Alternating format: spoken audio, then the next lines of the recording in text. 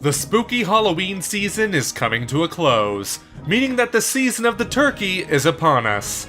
Unless you're Canadian, in which that season has already passed. But what good is that turkey if you don't have any new Nintendo Switch games to be thankful for? Chances are, that turkey will still be delicious, but it's always handy to have a new Switch game to play after the meal while you doze off into a food coma. Like any other month, November is packed with Nintendo Switch games to play covering a variety of genres, including one involving pocket monsters. Still, we're going to bring light to some other Switch games you may not have heard about coming in the month of November. Let's get started. Back in September, we saw the Switch release of Supergiant Games' hit title Bastion. If you played that to completion and want some more Supergiant goodness, you're in luck, because their next game, Transistor, will be releasing on the very first of the month. It's similar to Bastion, but with a different setting and art style. Taking place in the futuristic city of Cloudbank, you play as a singer named Red, who wields the powerful blade called the Transistor to take on a robotic force called the Process. Much like Bastion, Transistor is also an isometric action RPG with the same satisfying combat and catchy music.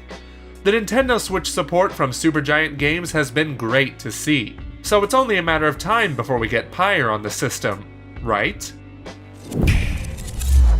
My god, the Switch has a ton of games set in hell for some reason. What with Doom, whatever the hell Agony was, and now Diablo 3. Okay, it technically isn't called hell, but come on.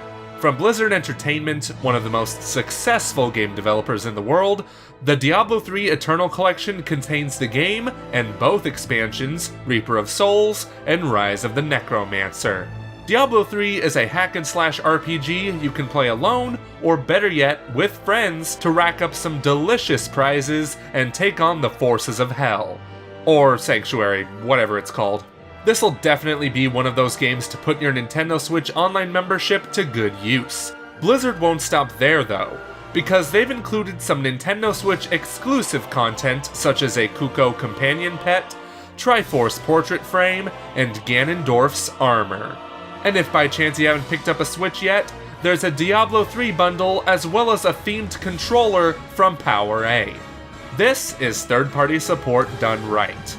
We love you, Blizzard. But please, Overwatch on the Switch? You ever play The Legend of Zelda and wonder what Beetle the shopkeeper's life is like? Of course you do, and luckily, there is a game just like that.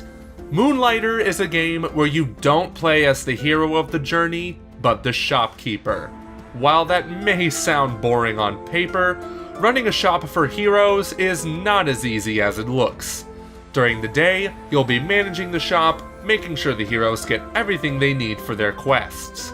At night is when the real challenge begins.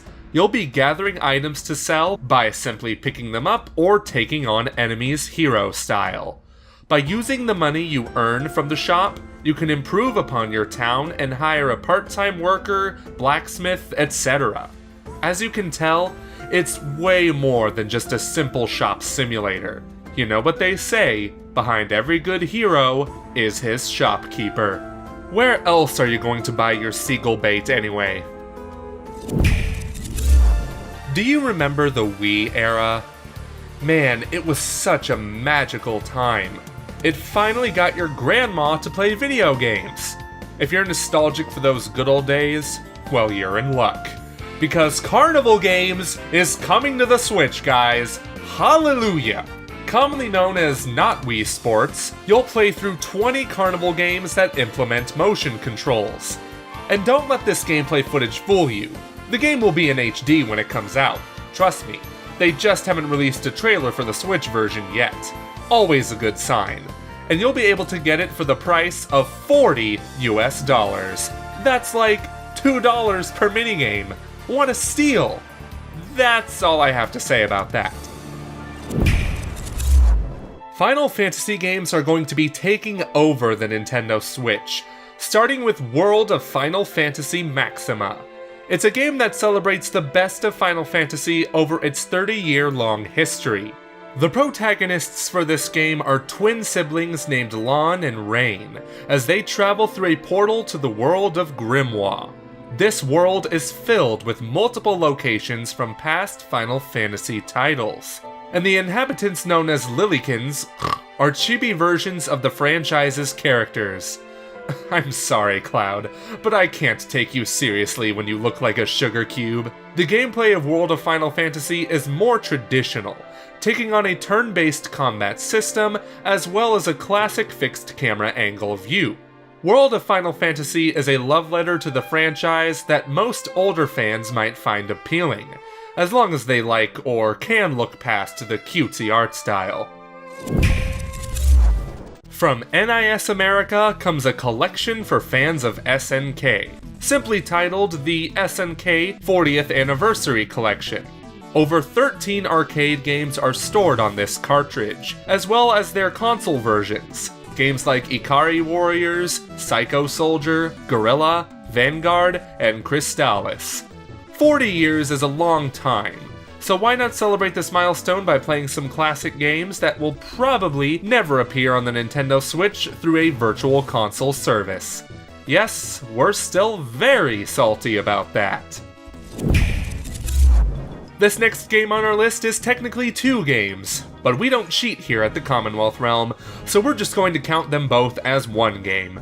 Pokemon Let's Go Pikachu and Eevee are going to be the first Pokemon RPG entries on the Nintendo Switch, kind of. You see, the next generation Pokemon RPG will be coming out on the Switch next year, which means that Pokemon Let's Go will be approaching things rather differently. In case you've been living under a rock-type Pokemon for the past 5 months, the Let's Go games have been subjected to a lot of controversy.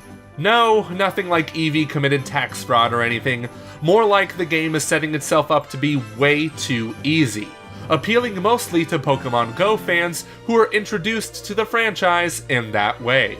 It seems like Game Freak has been having trouble trying to appeal to both newcomer and veteran fans of Pokemon with Let's Go.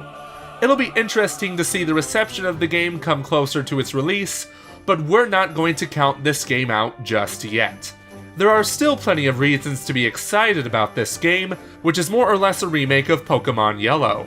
If you'd like to hear more of our opinions regarding this game, then check out our Inside Pokemon Switch series. If you play video games at all and have been following them for quite some time, chances are you've heard the name Sid Meier muttered at least once or twice. This guy is a legend when it comes to creating strategic simulation games, the big one being Civilization. Nowadays, the most he does is throw his name on the box of the latest games, but there is no denying the impact he has made on the genre, and his influence can still be felt in the latest entry, Civilization 6.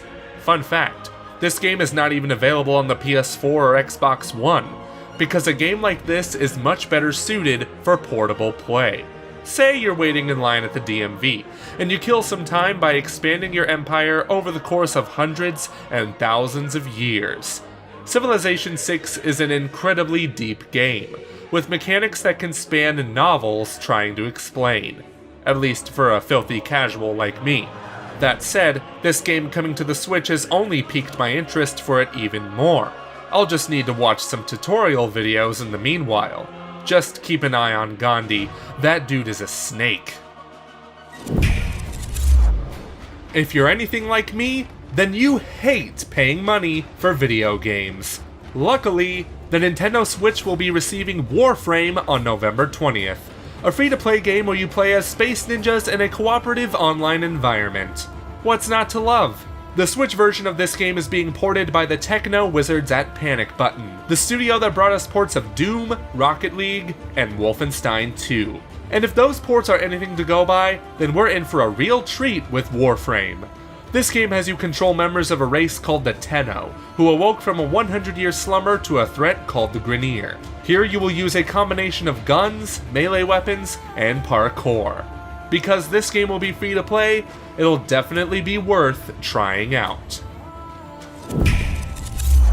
Point-and-click adventure games can be pretty fun, and Nyree, the Tower of Shirin, is aiming to be one of the fun ones. Set in the city of Shirin, I hope I'm pronouncing that right, you play as a girl named Nyree, who is teaming up with a gangster-turned-scholar named Rex to uncover the mystery behind the city's strange tower. Naturally, like any point-and-click adventure, you'll be collecting items within the environment to solve puzzles. You can do this with the Switch's touchscreen or with the Joy-Con's motion controls. The choice is yours.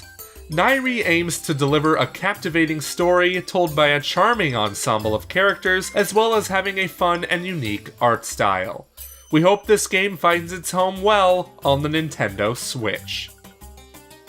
And those are only 10 of the Nintendo Switch games coming out in November. Which ones stand out to you the most? And if there is a game releasing that we didn't put on the list, let us know what it is in the comment section below, or tweet them to us at Common Realm. We hope you enjoyed this video, and if you did, hit that thumbs up button, and if you are new, subscribe and click that notification bell to know when we upload another video on the Nintendo Switch and other Nintendo franchises. We'd also like to thank our patrons, including royal producer Kenyatta Ali, for all their contributions to the realm. Be sure to visit patreon.com/commonrealm if you'd like to know how to join the ranks in exchange for some awesome perks. That's all for now, girls and guys. Until next time, this has been the Commonwealth Realm, and we hope you enjoy the rest of your weekend.